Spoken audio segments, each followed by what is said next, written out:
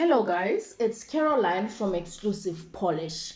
Now on this video I am going to show you guys how to apply your acrylic the correct way.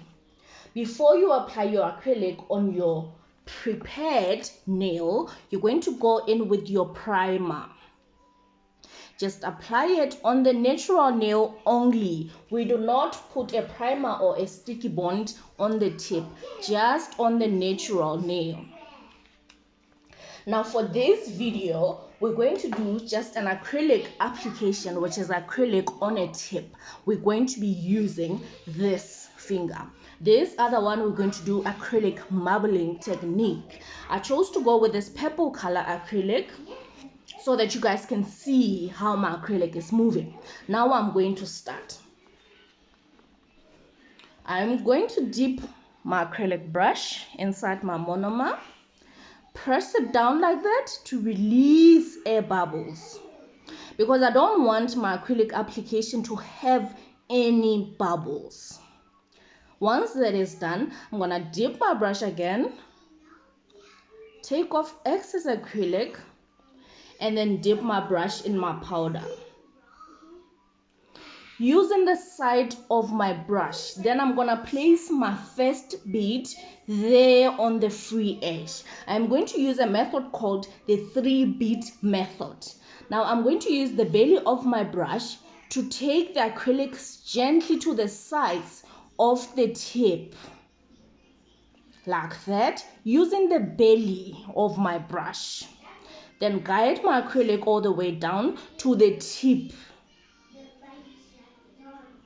or the free end of my tip, like that. Notice how I'm just using mostly the belly of my brush. This is how you apply acrylic correctly without messing up your brush. Now that's where my first bead is. I'm going to move on and do my second bead because we are doing a 3-bead method. Now I'm gonna pick up my second bead and I'm gonna place it just where my first bead ended. Now I'm going to wipe my brush of excess monomer before going to work on my bead. Repeat the same process, drag it all the way to the sides like that. Drag the other side to cover my sides. We are using the belly of the brush. Do not use the tip of your brush at this stage. And then once my acrylic is leveled properly, I'm just gonna gently flick it like that towards the free edge. Once I'm satisfied with how my acrylic is sitting, which is my second bead, I am going to go for my third bead, which is very, very important because this is where now everything goes. As you can see, my acrylic is not touching the skin on the sides. Now I'm going to make sure that my third bead, which is my last bead, I'm going to place it close to the cuticles, but I'm not going to cover my client's cuticles with it because that is called flooding the cuticles. And if you flood the cuticles, then your nails are going to lift. Now I'm going to pick up my third bead. After picking up my third bead, I'm going to bleed my brush, remove excess monomer. And then place my bead just there close to the cuticles, push it slightly to the cuticles without touching the cuticles. Just work it very gently, flicking it like that with the tip of your brush.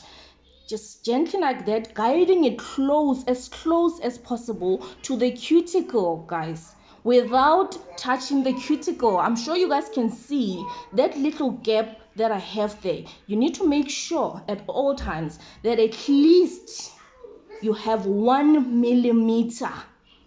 You have 1 millimeter gap between your acrylic bead on the cuticle and the client's cuticle. We do not flood cuticles. Your nail must have a correct side profile. What do I mean by that? I mean your nail must have a nice apex and a nice shape already after your acrylic application. There we go. I'm gonna gently work this acrylic to my liking, guys. Once it's nice and leveled like that, see how my nail is? Now, because I'm working with color acrylic, I am going to put my clear on top. Always cap. We call it encapsulating color acrylic. We'll go deeper into the encapsulating technique as we continue with our video series. Now I'm going to go with a very thin layer of my clear acrylic to protect my cover and give my nail more strength, guys. Now I'm going to work this here with the belly of my brush, guys. I'm using the belly of my brush, not the tip of a brush. Do not at any stage use the tip of your brush unless if you have to lightly flick off your bead like that to finish it off. There we go. Now my nail is nice and encapsulated and very strong. Now we're gonna go ahead and shape our nail, our acrylic nail. Okay guys, now we're done building our acrylic. Should look something like that.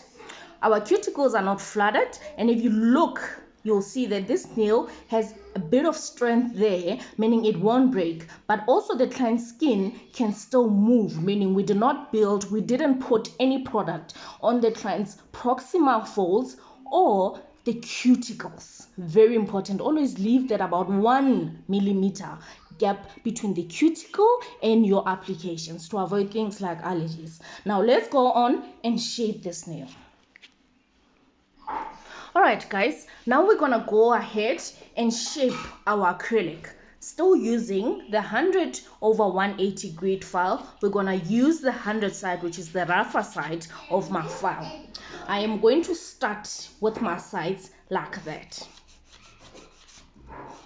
Align it properly with the natural nail. Come to the other side, file. And then now we're going to the top to level our acrylic.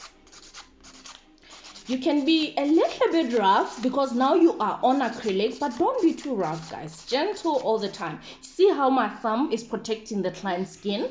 You need to make sure that you're always protecting this part of the nail to make sure that whatever happens, your nail file doesn't get to your client's skin.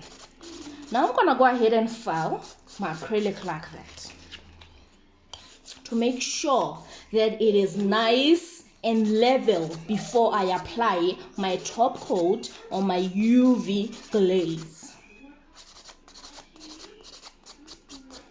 File properly. File like that. Now get to the cuticles. Make sure that you file until they are flush. Continue filing like that, guys. And then now my nail is nice and level. I'm going to use my manicure brush to dust it off.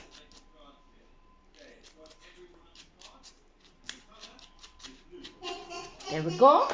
Now what I'm going to do after dusting it off, I'm going to sterilize it. Guys, oh, it's perfect. I love this purple, by the way. This is actually a very good color. I'm going to go ahead, sterilize it like that. You see how it is now? Perfect and level. Please do this for me so that I can show them the cuticle angle. Now look guys, do you see how your acrylic should sit on the cuticles? Very important. You must have about 1 millimeter gap there, and then the sides, which is your proximal folds there, make sure that there is no product whatsoever on the product. You must still be able to actually pull the client's skin back like that. Then you know nothing is flooded. Then my shape is correct. Look from this angle.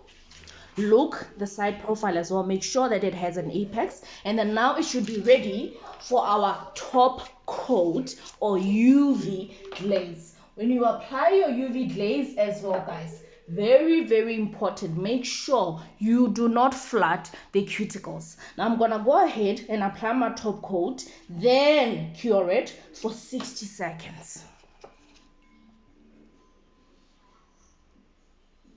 I'm going to make series for you guys how you apply gel polish properly.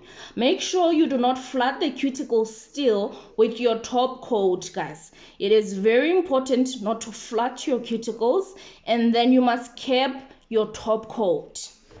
See, now your nail should look something like that. Let's go ahead and cure this nail.